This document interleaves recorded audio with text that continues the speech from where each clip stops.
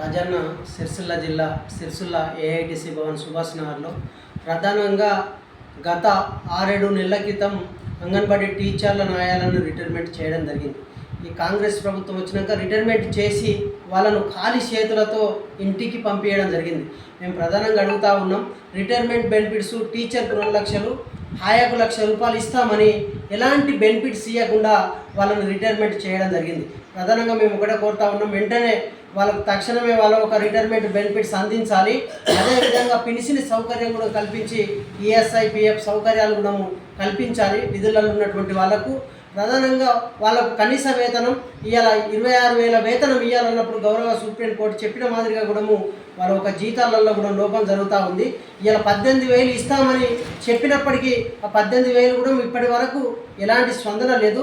ఆ 18,000 వేతనం అయినా కూడా సవరణ చేసి ఆయాకు టీచర్కు సరైన వేతనాలు అందించాలనేది కూడా మేము ఏఐటీసీగా కోరుతా ఉన్నాం.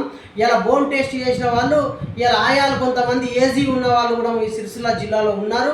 ఇలా కడమకు ఇప్పుడు సొప్పదండి గంగాధర లాంటి ప్రాంతంలో ఆయాలను బోన్ టెస్ట్ చేసిన వాళ్ళని విధులకు తీసుకోవడం జరిగింది, వాళ్ళకి ఏజీ ఉన్న వాళ్ళను. కానీ సిరిసిల్ల జిల్లాకు వచ్చే వరకు వాళ్ళకి ఏజీ ఉన్నప్పటికీ ఆ టెస్టులు వచ్చినాక కూడా వాళ్ళని ఆఫీసులో కొన్న కాలయాపన చేయించినటువంటి పరిస్థితి ఇలా అధికారులు కనపడతా ఉంది. దాన్ని వెంటనే సవరణ చేసి వాళ్ళని విధులకు తీసుకోవాలని చెప్పేసి మేము ఏఐటీసీగా డిమాండ్ చేస్తూ ఉన్నాం.